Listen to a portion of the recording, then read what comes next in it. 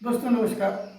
अच्छा, आपने भी सुना होगा, कई लोग अपने जीवन में ऐसा बार बार ईश्वर को ब्लेम करते हैं कि भाई प्रभु, मैंने ऐसा तो कुछ किया नहीं था, फिर ये चीज़ें मेरे जीवन में क्यों घटित हो रही हैं। लेकिन मैं इसको समझाने के लिए आपको एक कहानी सुनाना चाहूँगा। और कहानी कुछ इस तरह है कि एक राजा ने सोचा कि एक बार चलो भाई, बहुत दिन हो गया, कुछ हमने जो है दान पुण्य नहीं किया, कुछ खर्च वर्च नहीं किया, तो चलो एक काम करते हैं, एक बड़ा सा भोज करते हैं। अब भोज करने के लिए उसने दरबारियों को बुलाया और अपने उनको आदेश दिया कि भाई एक बहुत बड़ा सा भोज का आयोजन किया जाए। अब भोज का आयोजन शुरू हो गया। अब जो रसोइया था, वो रसोइया बाहर भोजन बना रहा था। अब उसके बड़े बड़े बर्तन सारे बाहर पड़े हुए थे, किसी में दाल पक रही थी, किसी में सब्जी पक रही थी, किसी में तरह तरह के भोजन पक रहे थे।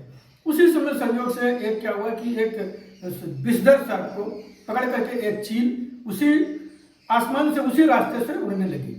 अब जो उसके पंजे में जो वो सर्प था वो तड़फड़ा रहा था। अब अपनी जान बचाने के लिए उसने चील के ऊपर अटैक करना चाहा और उस अटैक में उसने जो है अपने जो विष का जो एक धार होती है, ये चील के ऊपर उसने छोड़ी। लेकिन वो चील के ऊपर तो नहीं गई, लेकिन वो सारा विष जो है वहाँ नीचे किसी जो उनका एक पकवान जो पक रहा था उस किसी पकवान में जा करके गिरा। अब वो जब गिरा, जब भोज शुरू हुआ, जैसे मान लीजिए कि 100-200 लोग अपना बैठे खाना शुरू करने, और जैसे ही जो है वो लोग खाए, तुरंत ही बीमार हुए और तुरंत ही वहीं पे ऑन स्पॉट मर गए।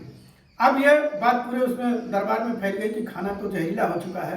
बहुत सारे लोग नहीं खाए, वापस चले गए और राजा की बड़ी खिंचाई हुई कि भाई राजा ने इस भोजन में जहर पिला दिया। अब राजा भी बड़ा दुखी हुआ। दुख का कारण ही बनता है, क्योंकि भाई जो काम हमने किया नहीं, भाई मैं जो है, राजा ने सोचा कि मैं क्यों जो है लोगों को बुला करके उनके खाने में जहर डलवाऊंगा। राजा बड़ा दुखी हुआ और रसोइया भी बड़ा दुखी हुआ कि भाई मैंने भी ऐसा कुछ नहीं किया। और बाकी जनता इसलिए दुखी हुई कि भाई मेरा क्या गुनाह था, राजा ने प्रेम से बुलाया था, मैं खाने चला गया।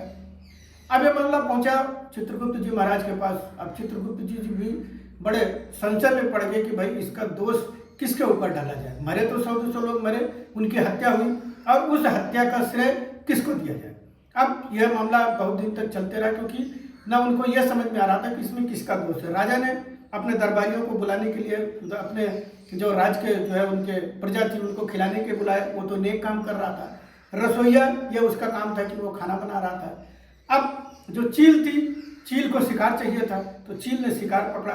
और सर्प को भी दोषी नहीं ठहराया जा सकता था कि वो उसने जहर क्यों बुला, क्योंकि अपने बचाव में प्रकृति ने ही उसको जहर दिया हुआ है और अपने बचाव में उसको ये पूरा अधिकार है कि वो अपने जो उसका शिकारी है उसके ऊपर वो जहर फेंके। अब ये मामला बड़ा कॉम्प्लिकेटेड होता गया। लेकिन अभी थोड़ा ही दिन बीता था कि कुछ विदेशी व्यापारी आए और जिनको राजा के पास जाना था कुछ अपने ट्रेड से रिलेटेड समस्या के लिए। और वो लोग गांव के बाहर जब पहुंचे तो अब राजा का घर उनको पता नहीं था, तो वो कोई महिला दिखाई पड़ी। उससे उन्होंने पूछा कि भाई राजा साहब का घर किधर है। तो महिला ने कहा कि राजा साहब के घर का रास्ता तो बताया, लेकिन फिर उसने कहा कि देखिए राजा साहब के घर तो जा रहे हैं, लेकिन मतलब वो मुस्कुराते हुए अपना एक व्यंग के टोन में कि राजा साहब के घर तो जा रहे हैं, लेकिन थोड़ा सोच समझ के खाइए पीजिएगा, क्योंकि इस गांव का जो राजा है वो उसके खाने में अक्सर जहर मिल जाता है और लोग मारे जाते हैं। और उसको ये कहने में बड़ा मजा आया, क्योंकि जो है उसने पूरा रस लेकर के उन व्यापारियों को ये चीज़ें बताई।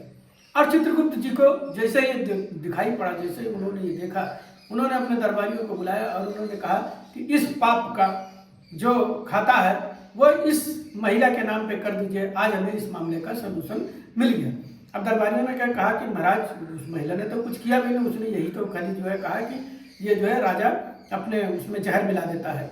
तो जो है चित्रगुप्त ने कहा कि भाई क्या होता है कि जो लोग पाप करते हैं तो पाप करते हैं अपने किसी आनंद के लिए। जैसे मान लीजिए कि कोई अगर मान लो शराब पीता है, तो शराब पीता है वो अपने आनंद के लिए, वो किसी की हत्या करता है तो उससे उसको आनंद मिलता है, क्योंकि उस हत्या से उसने उसका किसी का कुछ छीना या अपना कोई दुश्मनी थी उससे उसको निभाया तो उसको उसमें मजा आया।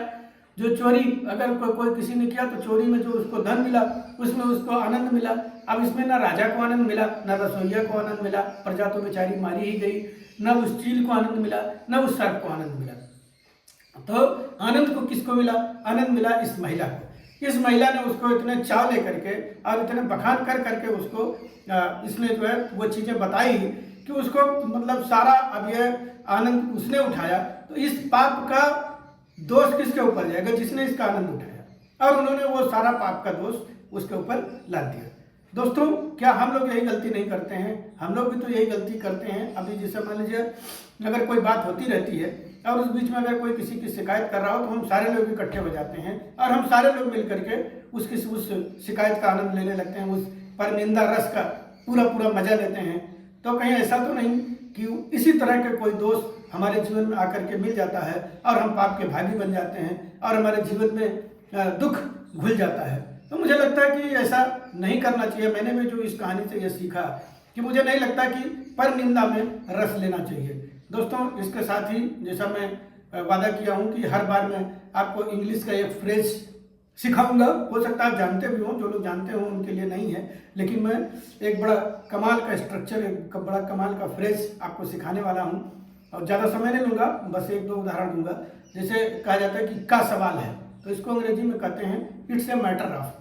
जैसे कहा जाए कि ये मेरे जिंदगी का सवाल है, तो आप वहाँ पे कहेंगे it's a matter of my life. या अगर कहना हो आपको जैसे ये जिंदगी मौत का सवाल है, तो आप कह सकते हैं it's a matter of life and death. दोस्तों, ये कमाल का स्ट्रक्चर है और आप इसे अपने डेली लाइफ में इस्तेमाल कर सकते हैं। दोस्तों, अगर ये वीडियो आपको समझ में आया हो, ये फ्रेज आपको समझ में आया हो, तो वीडियो को लाइक करिएगा, शेयर करिएगा। कहीं कोई शंका हो, कुछ पूछना हो तो कमेंट जरूर करिए और कमेंट तो जरूर ही करिए, कम से कम इतना तो लिख दीजिए कि हाँ वीडियो हमको पसंद आई। धन्यवाद, नमस्कार।